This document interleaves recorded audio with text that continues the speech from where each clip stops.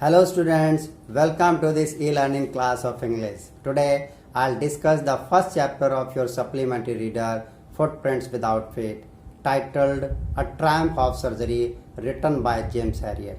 Dear students, James Herriot was a British surgeon and writer. He is best known for writing a series of 8 books, Yorkshire Tales, set in the 1930s to 1950s about animals and their owners. The present lesson, Triumph of Surgery, is about a dog and his mistress, Mrs. Pumphrey. The writer has depicted vividly the life of a dog who is overfed and pampered by his mistress, Mrs. Pumphrey, causing him to grow fat and inactive. So let us begin the summary of the chapter, A Triumph of Surgery. Once, James was driving his car, and on the way, he saw Mrs. Pumphrey and her dog Tricky walking down the street. He stopped his car to see how Tricky was doing. He was shocked to see that he had become fat like a sausage and was lacking energy. After inquiring from Mrs. Pumphrey about Tricky's condition, he advised her to immediately stop giving the dog extra snacks between meals. He also wanted her to make him exercise daily along with a strict diet in order to improve his health. Mrs. Pumphrey confessed that it was very difficult for her to do so, but she agreed upon giving it a try and walked off with her dog Tricky. Next day, Mrs. Pumphrey called James Herriot, the vet, hurriedly, as Tricky had refused to eat food. Her concern grew even more when he had bouts of vomiting. James drove to Mrs. Pumphrey's house with a firm mindset that the only way to cure Tricky was to get him out of the house for some time. He suggested to Mrs. Pumphrey to hospitalize him for a fortnight for observation so that the proper treatment can follow. Although it broke Mrs. Pumphrey's heart, she allowed James to take Tricky along with him to his surgery. He carried the dog wrapped in a blanket to his car. All the house helpers started to get together the blankets, rugs, balls, coats, etc. that they thought Tricky might need during his hospitalization. James started to drive off as he knew that his car could not carry so many things. All that Mrs. Pumphrey managed to put were a few of his coats.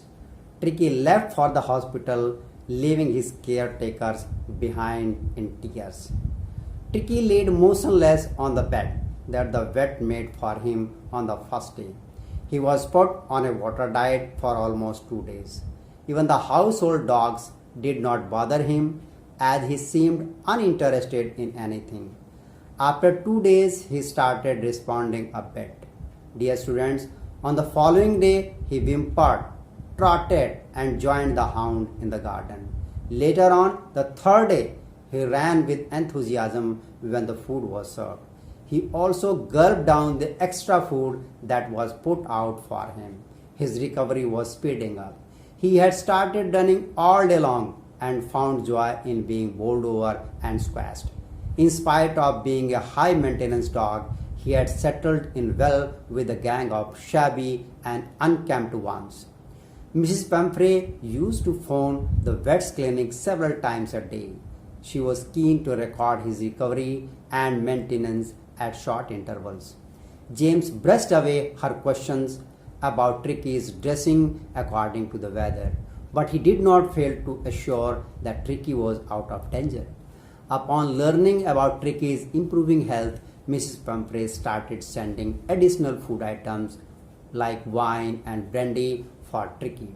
Although this was not required, so the vet and his partner consumed these additional items themselves. After 2 weeks, James called up Mrs. Pumphrey to inform that Tricky was fit and could go home. Mrs. Pumphrey reached the surgery within half an hour. While the chauffeur held the door open, she inquired about Tricky's actual condition. She was concerned about his well-being and wanted to be sure about it. At that time, James found Tricky playing with a pack. He had become healthy and strong in his 2 week stay. As James carried Tricky out to his mistress, He jumped off his arms and landed in his mistress' lap. She was very happy at finding Tricky as excited as he used to be. He licked her face and wagged his tail. The chauffeur and the vet settled the dog's stuff in the car while Mrs. Pumphrey thanked the vet for the triumph of surgery. So that is the end of the summary of the chapter.